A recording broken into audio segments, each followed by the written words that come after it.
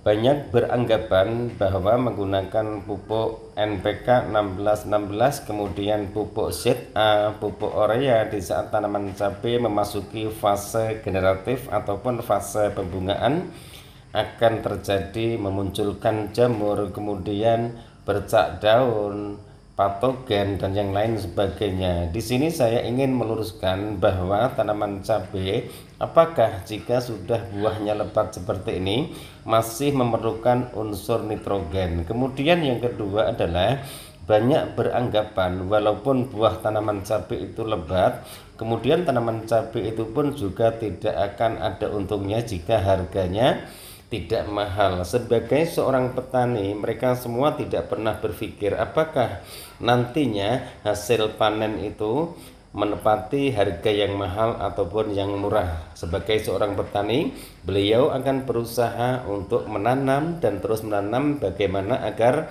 tanaman itu tumbuh secara sehat, kemudian membuahkan buah-buah yang lebat, kemudian berharap tanaman yang subur. Saya jelaskan kepada Anda semua, petani tidak ada yang rugi. Walaupun harga mahal ataupun murah, seorang petani tetap berkarya, berkebun, merawat tanaman sebaik mungkin sehingga membuahkan buah-buah hasil panen yang maksimal, teman-teman.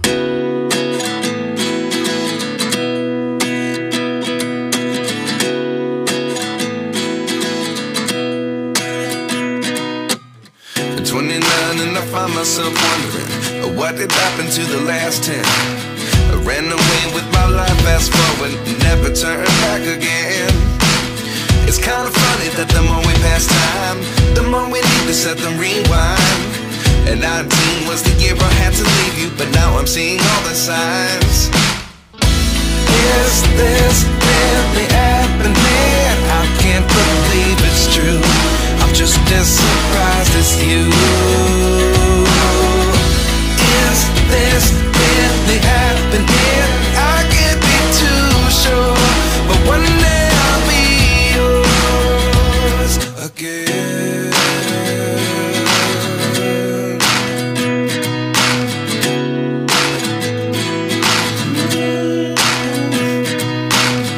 Life lessons come one in a dozen. The other 11 give something from nothing. I sit here looking for an answer. Maybe the biggest question was in the last chapter. You gave me the soul I have today. Without you I never could have moved away. But now I see what you teach. I do believe I always should have stayed. Yeah.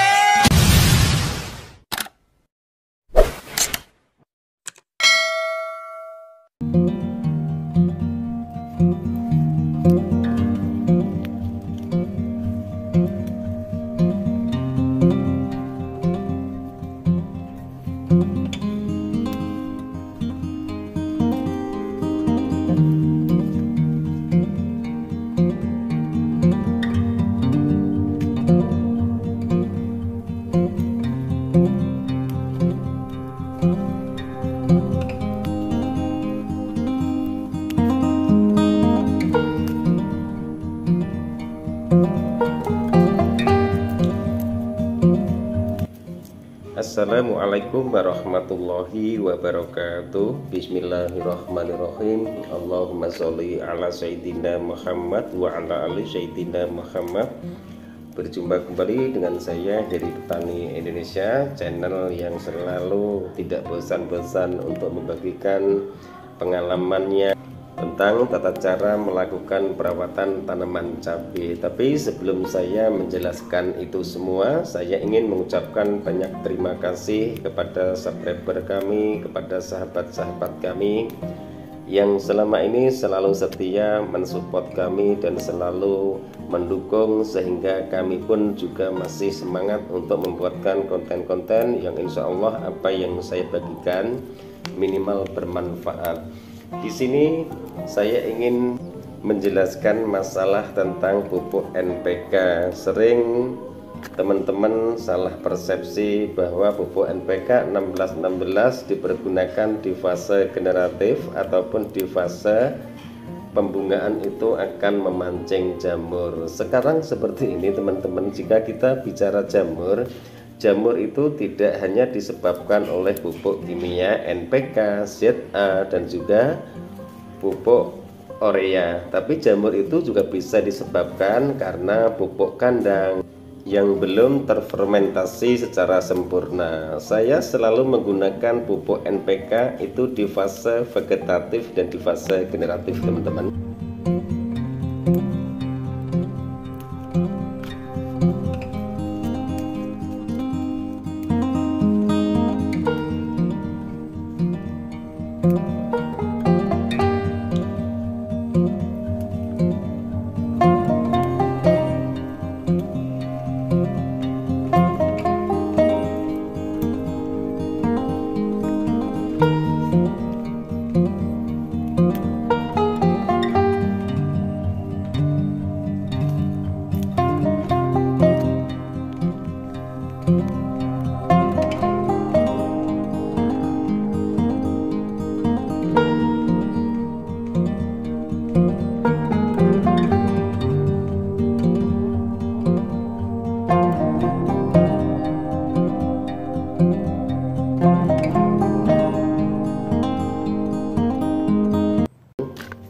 Teman-teman bisa cek di video-video kami sebelumnya. Bahkan tanaman saya itu tidak pernah saya tanam secara tunggal, teman-teman. Dan tanaman ini juga bekas tumpang sari dengan tanaman semangka. Kemudian di video-video kami juga ada tanaman melon saya tumpang sarikan dengan tanaman semangka. Panennya itu bareng, teman-teman. Tanaman melon dilakukan pemanenan, tanaman cabenya pun juga sudah mulai memerah. Jadi tergantung pemakaian jika kita bicara jamur, teman-teman. Jadi jika nanti teman-teman sudah merasa ketakutan menggunakan pupuk, yang terjadi adalah ada keterlambatan dari segi pertumbuhan tanaman yang kita budidayakan. Jika tanaman cabai itu masih tergolong aman jika ada keterlambatan masalah pemupukan.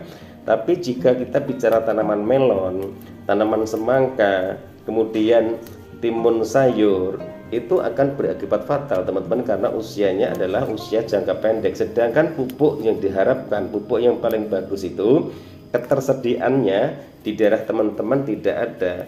Jika kita memberi secara online, kadang-kadang 4-3 hari baru sampai rumah. Keterlambatan 4 hari untuk tanaman melon dan juga tanaman semangka itu sudah sangat berakibat fatal, teman-teman, terkecuali tanaman cabai. Jadi intinya di fase generatif, misalnya di daerah teman-teman adanya pupuk NPK, misalnya berikanlah pupuk NPK kemudian ditambah KNO3 warna putih ataupun pupuk yang mengandung unsur K-nya lebih tinggi, itu sudah aman, teman-teman. Jadi mempermudah untuk melakukan perawatan tanaman cabai.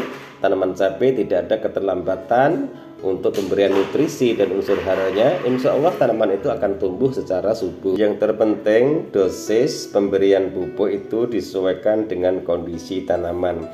Jika tanaman itu subur, dosisnya dikurangi. Jika tanaman itu kurang subur, dosis ditambahkan, teman-teman.